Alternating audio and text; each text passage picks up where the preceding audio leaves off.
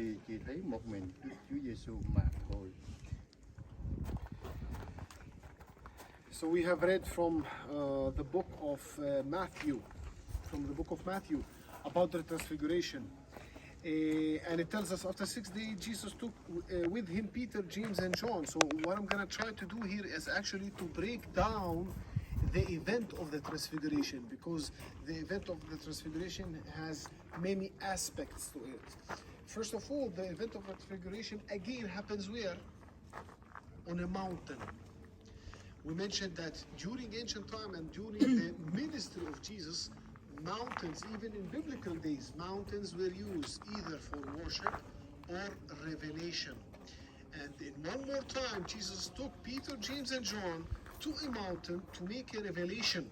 Jesus does not receive revelation like all the other before him, like Moses, Elijah. Everybody received revelation. He is God. He does revelation himself. Okay? This is one aspect, and the Gospel of Matthew tells us that he takes Peter, James and John. Peter, James and John is the inner circle of Jesus. Those people are the closest disciple to Jesus for different reasons. Peter, because Peter loved Jesus the most. Peter, out of all the disciples, loved Jesus the most, and Jesus knew that. John was the most beloved of Jesus. Jesus loved John the most, and he was his most beloved and trusted disciple. That's why he also entrusted his mother to John. He asked John to take care of his mother. And we have James. James is the boldest of all. James is the most courageous of all. He would do anything to Jesus, and that's why he was the first apostle to martyr. In the apostolic ages, later on, after Jesus died, resurrected and ascended to heaven, during the apostolic ages, he was the first one to martyr for Jesus out of the 12. Then we have the event of the transfiguration, where Jesus, as the Gospel of Matthew 17 says, that he turns into lights and his clothes become dazzling white. So simply, Jesus at this location chose for the disciples, for those 3 disciples, to see his divine side, completely transfigured into his divine form. He was light and his clothes became dazzling white. And who appears next to him? Moses and Elijah. This is very important. Why Moses and Elijah? Why nobody else? Moses was the establisher of the covenant. He was the receiver of the revelation from God. He was the establisher of the old covenant, the laws. The first time that God chose to have a covenant, a connection with the people, with the humans. But he is a dead prophet. Moses died, correct? At Mount Nebo. Elijah appeared on the left side, Moses on the right side. So Moses is the establisher of the covenant. He is a dead prophet, and he appears next to Jesus as he will represent the dead during the second coming. On the left side appears Elijah. He is the defender of the covenant. He is the fierce prophet who defends the laws of God, as he did in Mount Carmel. We will talk what he did in Mount Carmel against the priests of Baal, the false priests of false gods.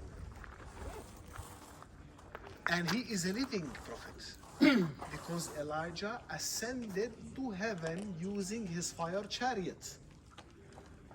So he will represent the living during the second coming, because during the second coming there will be people dead and people still living back then. So that's why they appeared right and left to Jesus, and in the middle who appears? Jesus in his divine form as the judge of everyone, the dead and the living. He is the Alpha and the Omega. Okay? So the disciples were terrified.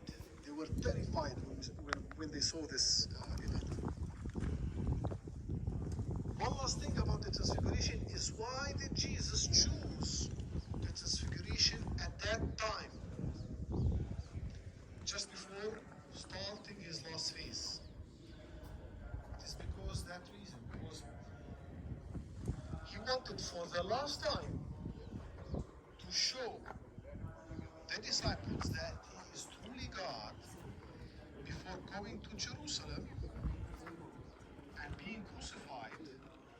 In case if they see him on the cross, they will still have the faith because they saw him as God. But as humans, they went back to their human instinct. They were afraid, they ran away. Peter denied him 3 times at the house of Caiaphas.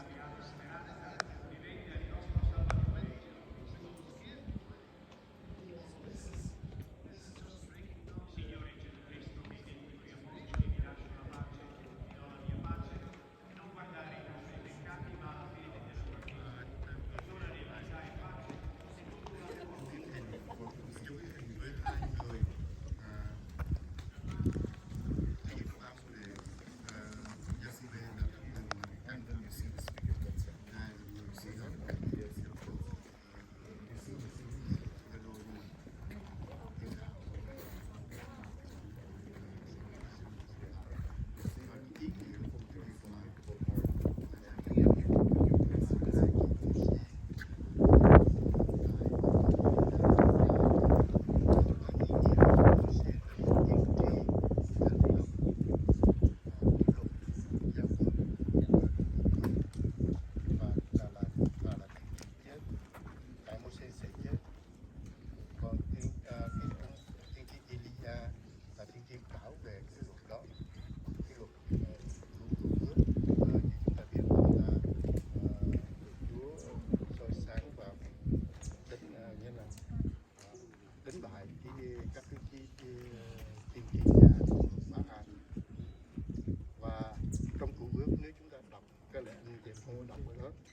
ông Elia, người ta không có là ông là người sống, ông đi chiếc xe đó, người ta trong kinh thánh có đọc là tới lúc đó thì ông ngồi trên cái xe và trở lên thẳng thiên đàng, cho nên người Do Thái vẫn tin là ông không có chết lên thiên đàng.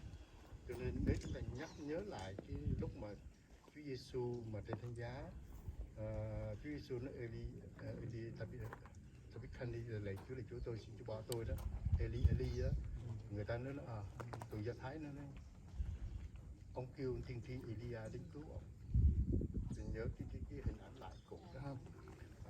Cho nên cái đền thờ này rất cái hình ảnh đó rất là quan trọng, và Thiên Chúa đứng ở giữa hai người, tiên tri chết và tiên tri sống. Ngài là người thủ lãnh, vừa cầm đầu người chết và những người sống, đưa những người chết trở lên với người sống. Ngài không quyền với tất cả mọi người. Đó là cái sứ điệp mà Chúa biến hình.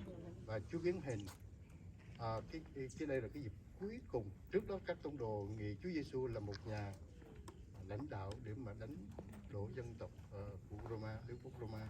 Nhưng mà sau cái biến hình thì các tông đồ hiểu cái nghĩa của Chúa rất là rõ ràng về Chúa là Thiên Chúa thật. Lúc đó họ không nghĩ Chúa là Thiên Chúa thật. Tuy nhiên với bản tính con người, các tông đồ sau khi xuống rất là tin, nhưng mà sau đó thì Ngài Phêrô chối Chúa 3 lần. Rồi có những chuyện đó bản tính con người, khi gặp sự lo sợ thì nhiều khi chúng ta chối Chúa.